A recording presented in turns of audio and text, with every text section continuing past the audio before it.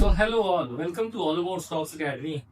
आज हम देखने वाले हैं कि एक लॉन्ग टर्म पोर्टफोलियो बनाने के लिए हमें क्या चाहिए, क्योंकि मोस्टली हर कोई एक बेटर पोर्टफोलियो और अपने फाइनेंशियल फ्रीडम को चाहता है।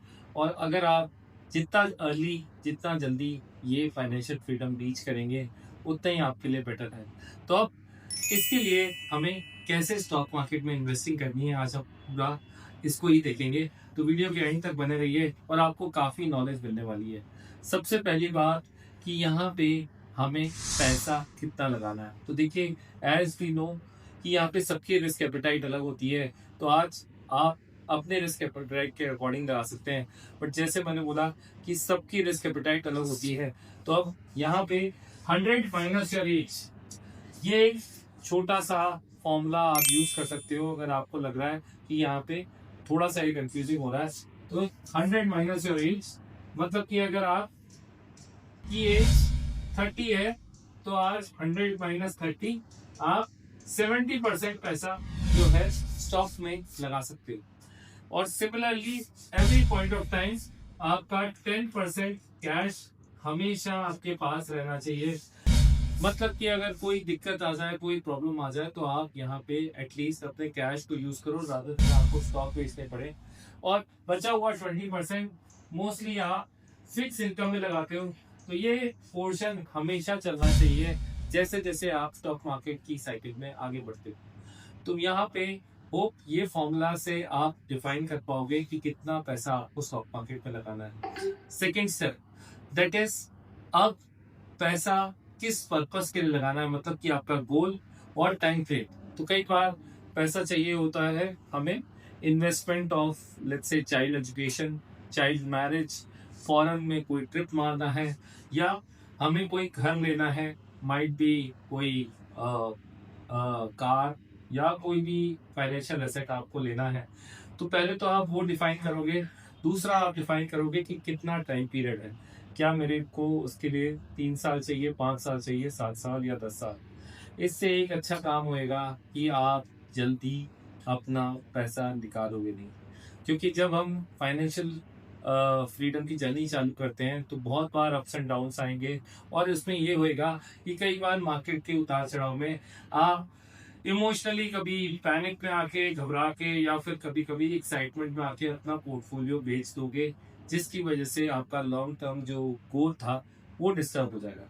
तो hope this is fine. Next step आपको जो लेना है दैट इज राइट एलोकेशन, क्योंकि यहाँ पे बहुत सारा ऑलमोस्ट 10,000 स्टॉक्स हैं, काफ़ी सेक्टर्स हैं, और कहाँ पे पैसा लगे सबसे पहले ये डिसाइड करना है। तो देखिए, पहली बात तो हमेशा स्टेबल कंपनीज में इन्वेस्ट ज़्यादा करना चाहिए। तो मैं आज आपको एलोकेशन भी देने वाला हूँ और ये तक बताने वाला हूँ। देखिए, एक म्यूचुअल फंड भी यहाँ पे 70% ऑफ द पोर्टफोलियो बहुत ही स्टेबल कंपनीज में लगाता है या फिर लार्ज कैप कंपनीज में लगाता है। तो आज हम अपने पोर्टफोलियो को भी कुछ इस तरह ही रखें। तो मैं जस्ट यहाँ पे देने वाला हूँ, दैट इज आप 50% करीब लार्ज कैप में रखें और 25% करीब मिड कैप में।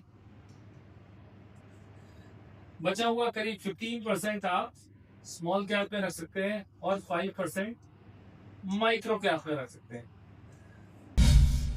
तो अगर आप यहाँ पे इस तरीके से पोर्टफोलियो डिवाइड करेंगे तो एक अच्छी बात होगी कि आप यहाँ पे जनरली किसी भी ओवर इन्वेस्टेड नहीं रहेंगे किसी भी कैप पे। और यहाँ पे जनरली हमारा पैसा जो है 50% अगर लार्ज कैप में रहेगा तो काफ़ी सेफ रहेगा, राइट। इसके साथ ही मैं ये बोलना चाह रहा हूँ कितने सेक्टर्स लेने चाहिए। तो करीब आपको यहाँ पे 5 सेक्टर्स लेने चाहिए। 5 सेक्टर्स में अपना पैसा डाइवर्सिफाई करना चाहिए, और इन सेक्टर्स को लेने के पीछे का भी बैकग्राउंड ये है। तो यहाँ पे ग्रोथ ओरिएंटेड इंडस्ट्रीज जैसे कि banking, FMCG, renewable energy, EV, solar power, कुल मिला के ऐसी इंडस्ट्री जिसका 5 इयर्स का हॉरिजन अच्छा है या गवर्नमेंट का फोकस वहाँ पे बहुत अच्छा है, तो आप वहाँ पे जनरली ऐसे सेक्टर्स को आइडेंटिफाई कर सकते हैं और फिर उसके अंदर कंपेयर कर सकते हैं कंपनीज का। देखिए, यहाँ पे आपको अगर प्योरली फंडामेंटल एनालिसिस सीखना है तो please join us. We will tell you the methodology. हमारी 7 स्टेप मेथोडोलॉजी से आप कंपनीज में भी आइडेंटिफाई कर सकते हैं कि कौन सी कंपनीज बेटर हैं या मल्टी बैगर बनेगी।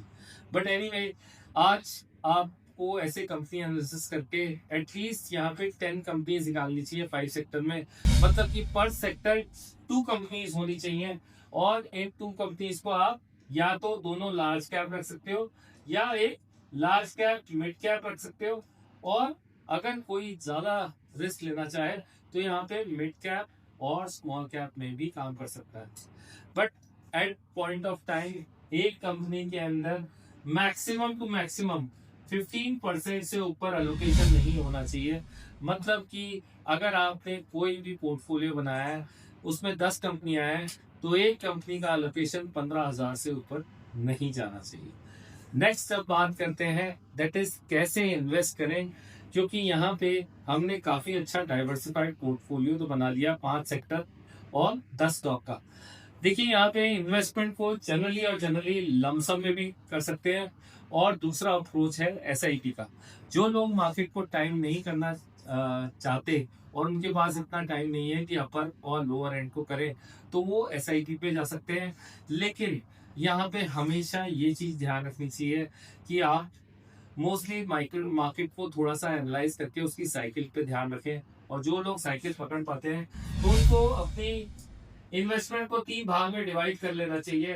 दैट इज, अगर मुझे 1 लाख रुपया इन्वेस्ट करना है तो मैं यहाँ पे 33,000, 33,000 और 34,000 में डिवाइड कर लूंगा।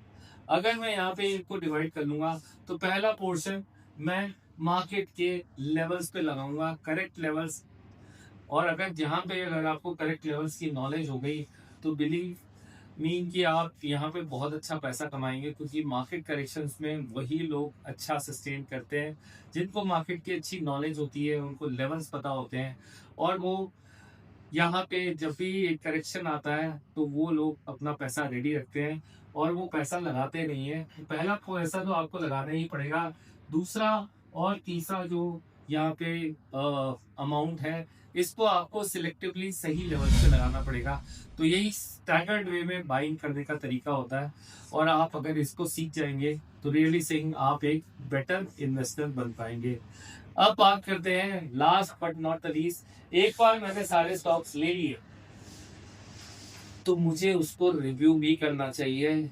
जब तक मैं रिव्यू नहीं करूंगा यहाँ पे बात फिर भी नहीं बनेगी, क्योंकि एटलीस्ट आप 3 to 6 मंथ्स में एक बार टाइम दीजिए अपने स्टॉक को और उसको ये एनालाइज कीजिए क्या मेरा स्टॉक परफॉर्मेंस वाइज अच्छा कर रहा है या नहीं। परफॉर्मेंस कैसे ट्रैक होगी? आपको सिर्फ और सिर्फ क्वार्टर रिजल्ट को मिलाना है और देखनी है 3 चीजें, that is first profit, sales and profit margin. साथ ही इन तीनों चीजों के अलावा आपको मैनेजमेंट की कमेंट्री सुननी है और समझनी है कि ग्रोथ आउटलुक इंटैक्ट है या नहीं है, जैसा बिजनेस मॉडल चल रहा था वो अच्छा चल रहा है या नहीं चल रहा, कोई बिजनेस मॉडल पे यहाँ पे कोई भी ऐसा खतरा तो नहीं है, या फिर बिजनेस मॉडल का पोटेंशियल कम हो गया है। अगर कुछ ऐसा हुआ है तो आपको यहाँ पे उस स्टॉक को बाहर निकाल देना चाहिए। नहीं तो अगर कोई 1 या 2 क्वार्टर में परफॉर्मेंस ठीक नहीं आ रही तो यहाँ पे स्टॉक को उसके बेसिस पे नहीं निकाला जाता। यस, अगर कोई फंडामेंटल इशू आया है जिसकी वजह से बिजनेस मॉडल ही वायबल नहीं रहा है तो यस, हमें इनिशियल स्टेप लेके बेशक लॉस में ही हो, हमें उसको जल्दी से जल्दी स्टॉक को बाहर पोर्टफोलियो से निकाल देना चाहिए। तो यहाँ पे 3 to 6 मंथ्स अगर आप स्टॉक को नहीं देख पा रहे हैं तो बिलीव मी आप यहाँ पे इन्वेस्टिंग भी मत करिए, क्योंकि यहाँ जब तक आपका रिव्यू नहीं रहेगा तब तक कई लोग बहुत टाइम तक अपना पोर्टफोलियो देखते नहीं है, तो वो एक सही स्ट्रेटेजी नहीं है। आपको अपना पोर्टफोलियो रिव्यू और रीबैलेंस भी करना पड़ेगा, क्योंकि कई बार कोई सेक्टर ही अंडर परफॉर्म करना शुरू कर देता है तो आपको उस सेक्टर को बाहर निकालना पड़ेगा और नए सेक्टर को लाना पड़ेगा। नेक्स्ट, हम एक बात के लिए यहाँ पे कंक्लूजन करना चाहेंगे कि after doing this all cycle आपका एक अच्छा और बेटर पोर्टफोलियो तैयार होएगा जिसको आप लॉन्ग टर्म के लिए रख सकते हैं।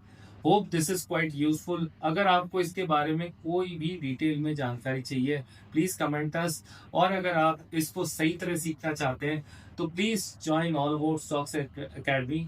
हम अपनी 7 स्टेप मेथोडोलॉजी से आपको बताते हैं कि कैसे मल्टीबैगर को फाइंड करते हैं। Thank you very much for watching and bye for now.